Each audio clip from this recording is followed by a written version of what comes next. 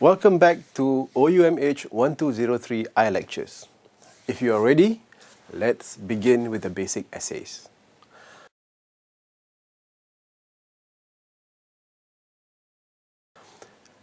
This is the foundation on which all academic writing is based. From the basic essay, you could expand your writing into research articles, into books, anything more. In topic 3 of your modules, you are introduced to what essays are. It tells you how to plan for your essays. It gives you the types of essays. It gives you discourse markers, and it tells you how to write paragraphs.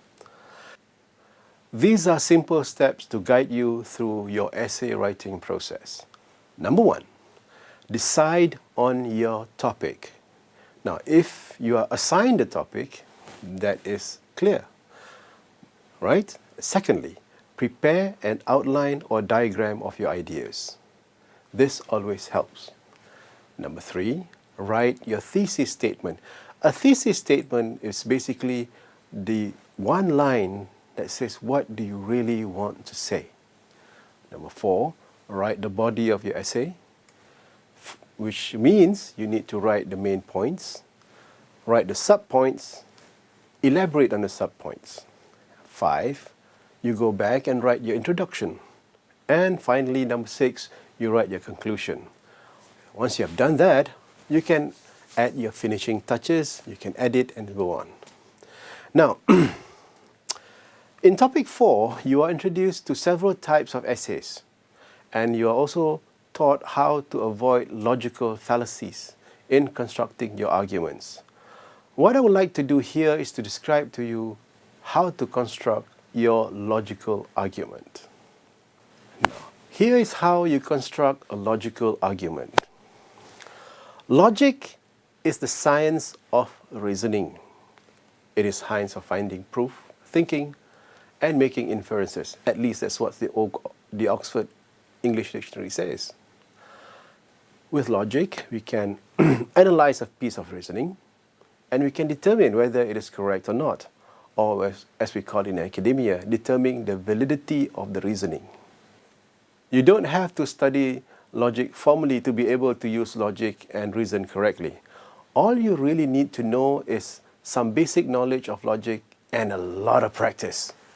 One thing you need to remember when using logic is that sometimes what you think is a solid argument can sometimes be seen as faulty by others, even when both your line of reasoning and theirs appears to be correct. The reason is simple. Arguments are built upon slightly different foundations, the premises. Let's go through the basic concepts. The basic building block of a logical argument are propositions. They are also called statements. A proposition is a statement which is either true or false. Okay? Somebody might say, the first programmable computer was built in Cambridge, or the first programmable computer was built in Malaysia, which is true. Cows are multicolored. Are they true? Senawang is the capital of Malaysia. Is it true or false? Right.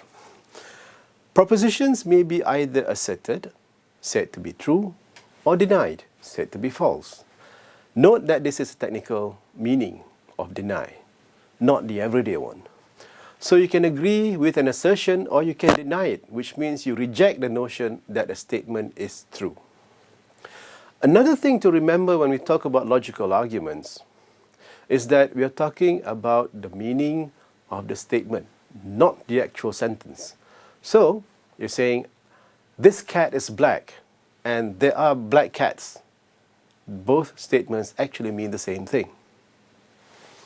Now, what is an argument really? Have you ever heard of Monty Python? It's a British comedy group. In a sketch, they called an argument a connected series of statements to establish a definite proposition. Now, there are 3 stages to an argument: the premises, the inferences, and the conclusion. In stage 1, you build your premises. You need to have one or more propositions to continue or start an argument. You must state this explicitly. They are called the premises of the argument. They are evidence or reasons for accepting the argument and its conclusion. You indicate that you are stating a premise by using these phrases: because, since, obviously, or there's a few more. In stage 2, we have inferences. From premises, you get prepositions.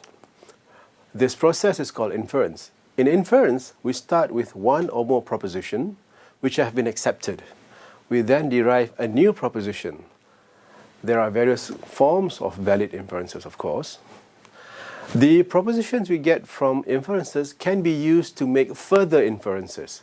We signal an inference with phrases like, it implies that, therefore.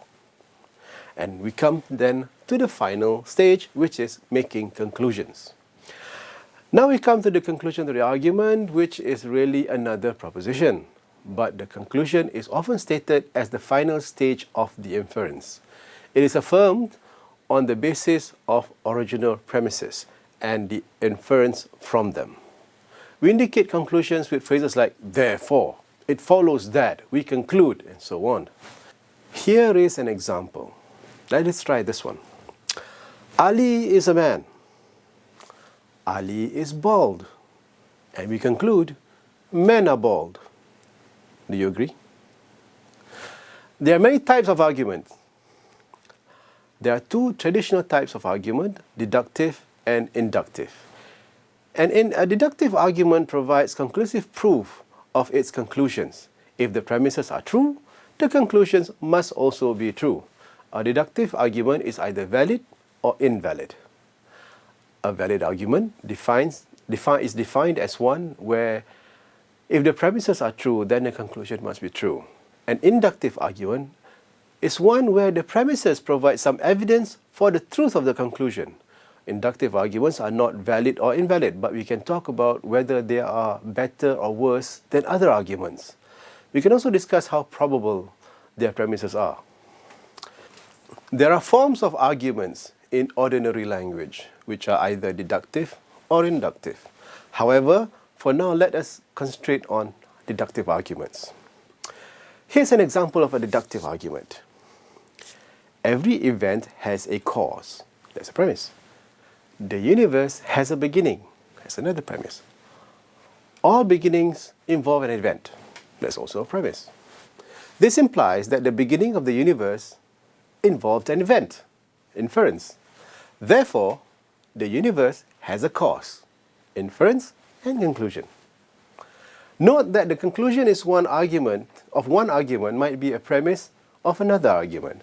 A proposition can only be called a premise or conclusion with respect to a particular argument. The terms do not make sense in isolation. Thank you. Let's end it here. I will continue later.